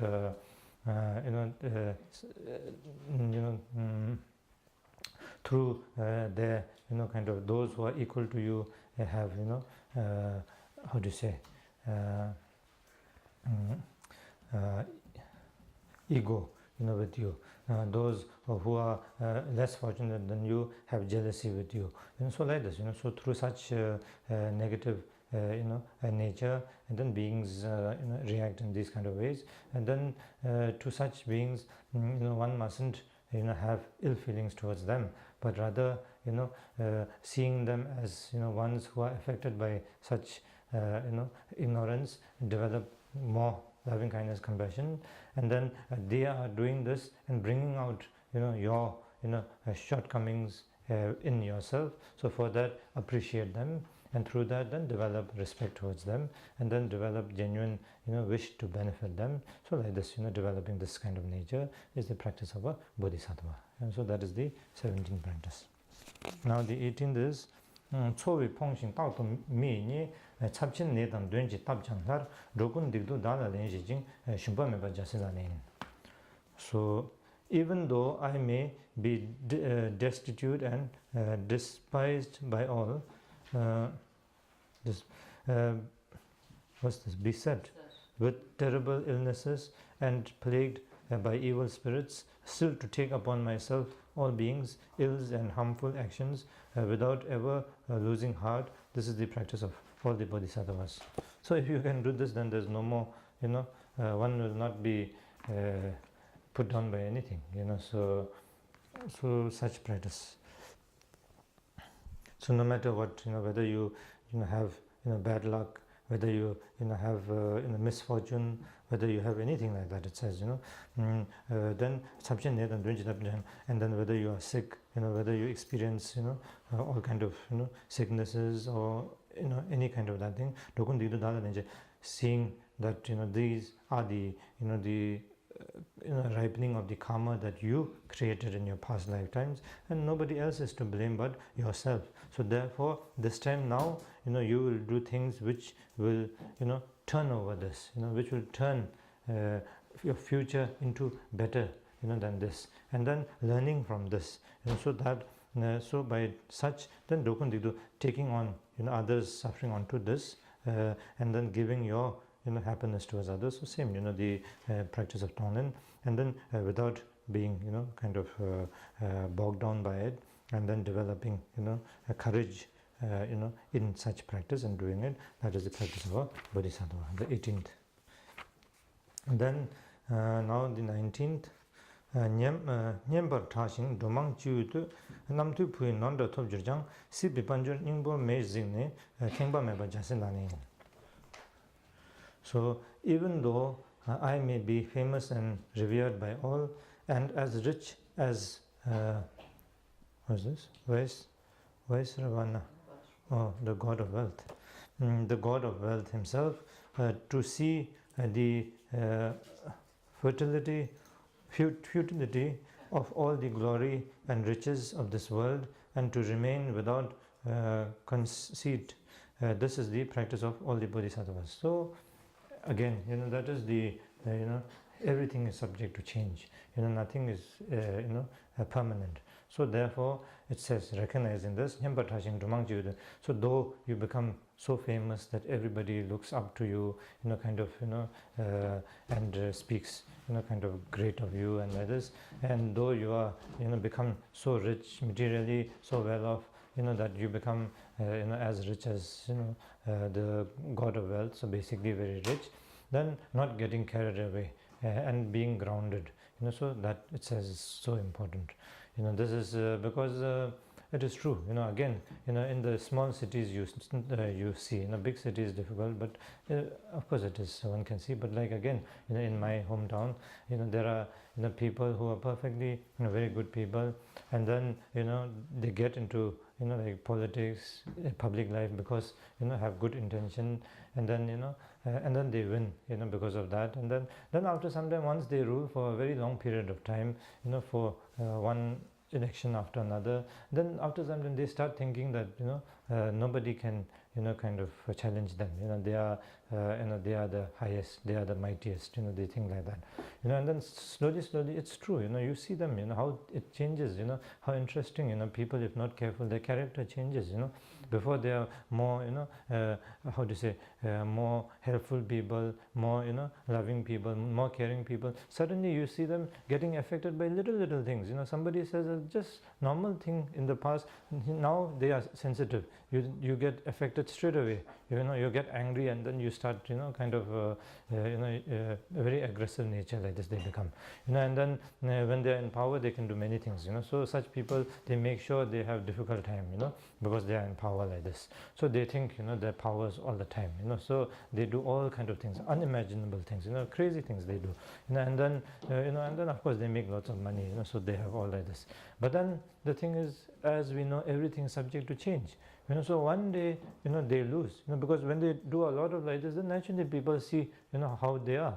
So either they lose election and come down, or even if they last the election, one day or the other they are retired. They have to retire, and when that day comes, they have built such a character that nobody appreciates them. And then they have a kind of a mental kind of thinking that they can do everything, they have everything. But then when they and then during those times, there are so many people buttering them up. You see, whatever they say is right, they are the best, they are and all of them are doing because they want to gain something out of him. So they are doing all this. And suddenly when he has no more power, no more nothing, nobody is bothered. When they go out in the market, nobody will care. Who is nobody will look at them also. Then suddenly they see this change in them, and then they have so much suffering. I see that because I know such people. And then you see they're so unhappy. They go through stress and all this because they were so adapted, they were so adapted to such fame and such power and this thing. Suddenly they have nothing, and then they can't imagine this, and they just can't come to terms with such things. And then they have lots of suffering. Some of them go mentally, they become imbalanced like this, so because of so much suffering, because suddenly they have no power to do anything, and then those who are, they have created problem, they are still in power, they are still in thing, then they start, taking, kind of, being, difficult for their life, so like this, so it turns back, so like that. So it says, no matter how rich you are, how big you are, all are subject to change, so when that happens, then it is. So therefore, if one recognizes that, then what happens is one knows that everything is impermanent, everything is subject to change. So when you have it, make the best out of it in the most appropriate, meaningful way. So if you have power, good. That is because of your karma. You have the power, and make the power most beneficial for everyone. Make it beneficial for yourself. Make it beneficial for everybody. You have wealth. Make it beneficial for everyone. Make it beneficial that way. So doesn't mean you shouldn't have wealth. Doesn't mean you shouldn't have power. But make the best out of it in the most appropriate way, so that it will be beneficial for others and yourself. So that is how as a namdipui and non-dathabjija si bipanjon hingbo mezid. So of course, so gradually, this is in our level, how we can do. Then gradually, of course, all this relative wealth and all that, we transcend all that. But at this point, so trying to practice, cultivate this kind of understanding of impermanence, understanding of these as nothing but like a rainbow, there, but it can disappear anytime, so of no true kind of value in them. So then if we understand this, and then we will be able to enjoy them, yet when they are not there, we will be able to let go of them. So that way, it is in all angle, it is beneficial for us, yourself, it is beneficial for others. So therefore, that is the 19th practice of our Bodhisattva. So I think that much. So we stop here, I think, right?